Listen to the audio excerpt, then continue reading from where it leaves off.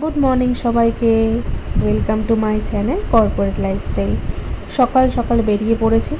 আজকে বাবার morning duty ছিল, তাই সকালবেলায় বেরিয়ে গেছিলো। সেই জন্য অজ্ঞতাই আমাকে টোটো ধরে আসতে হলো। আর আজকে যেহেতু শনিবার ছিল, তো সেই জন্য বড় ঠাকুরের মন্দিরে একটু প্রণাম করে তারপরে ট্রেনে উঠলাম। আজকে ট্রেনটা কিন্তু দমদমের দিকে যাব না, আজকে যাব মধ্যমগ্রামের দিকে। হ্যাঁ, আজকে মধ্যমগ্রামের দিকেই আমার কাজ আছে। তো সেই জন্যই আমি স্টেশনের একদম সামনের দিকেই হেঁটে গেলাম, জানেন, নাহলে নেমে আবার অনেকটা হাঁটতে হয়। আর এখানে ফুলগুলো দেখুন কত তাজা তাজা, সেই জন্য আমি একটুখানি ক্যাপচার করলাম আপনাদের সাথে শেয়ার করব বলে। চলুন, আমার ট্রেন চলেও এসেছে। আর ট্রেনটা বেশ ফাঁকাই ছিল। আর ফাঁকা বলতে সেরকমও ফাঁকা ছিল না, কারণ যাওয়ার টাইমে মাঝে মাঝে ভিড়ও থাকে, যদি বারাসাত বা বনগাঁ ভিড় থাকে। আজকে এত রোদ উঠেছে কি বলবো, মানে পুরোটা মাথাতে পুরো মুখটা মানে এই কভার করার পরেও না একটা যে তাপটা খুব কষ্ট হয়েছিল। আজকে এসেছিলাম মধ্যমগ্রামে, আপনাদেরকে বললামই। মধ্যমগ্রামে আগে আমরা কি ভাবতাম আর এখন কি হয়ে গেছে দেখুন, দেখেও অবাক লাগে। প্রত্যেকটা ব্র্যান্ডের শোরুম আছে, প্রত্যেকটা। আর স্টার মল থেকে শুরু করে সব কিছু, এখানে কিচ্ছু নেই এরকম কিছু না, প্রত্যেকটা বড় বড় বিদেশি কোম্পানির শোরুম আছে। চলুন এখানে একটুখানি চা খাওয়া যাক। বেরিয়ে প্রথমে আমার একটু চাটা দরকার, আর মধ্যমগ্রামে আসলে এখান থেকে আমি চাটা খাই।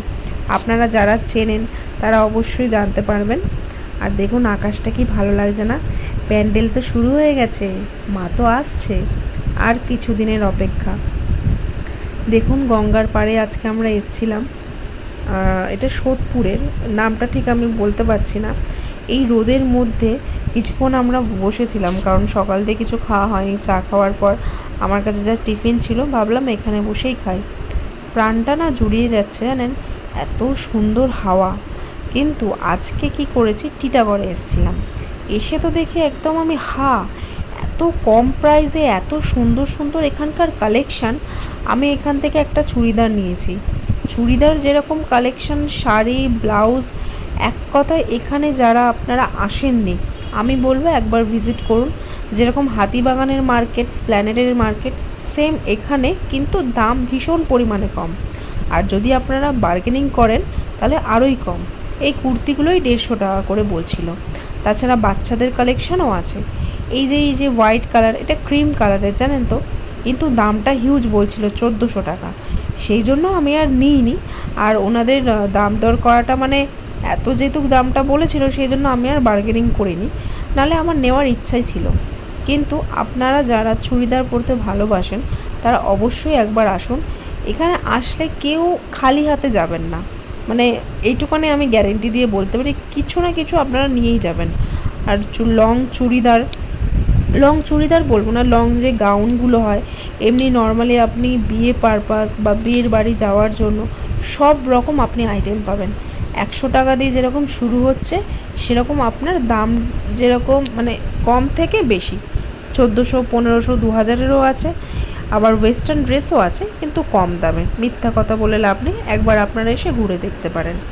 চলুন এখন সমস্ত বাইরের কাজ মিটিয়ে একটু অফিসে যাওয়া যাক। অফিসে কিছুক্ষণ কাজ করে আজকে বেরিয়ে যাব। আজকে সন্ধেবেলায় অফিসের নিচে বেরিয়েছিলাম, তো এখানে দেখুন আলো যখন জ্বালিয়েছে না, আমার মনটা যেন মানে আর নিজেকে আমি ধরে রাখতে পারিনি, সেই জন্য একটুখানি এসে ভিডিও করলাম। এবার তো বাড়ি ফেরার পালা। ট্রেন ধরে সোজা আজকে নামলাম ক্যান্টনমেন্টে। এই ক্যান্টনমেন্টে নামা মানে একটুখানি রেল লাইনটা দিয়ে হাঁটাটাই ঝামেলা, জানেন, আর কিছুই না।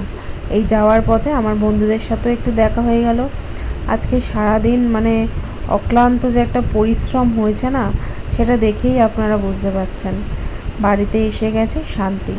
আর কি, আজকে ভিডিওটা এখানেই শেষ করছি। আপনাদের কেমন লাগলো সেটা অবশ্যই জানাবেন। চলুন তাহলে, টাটা।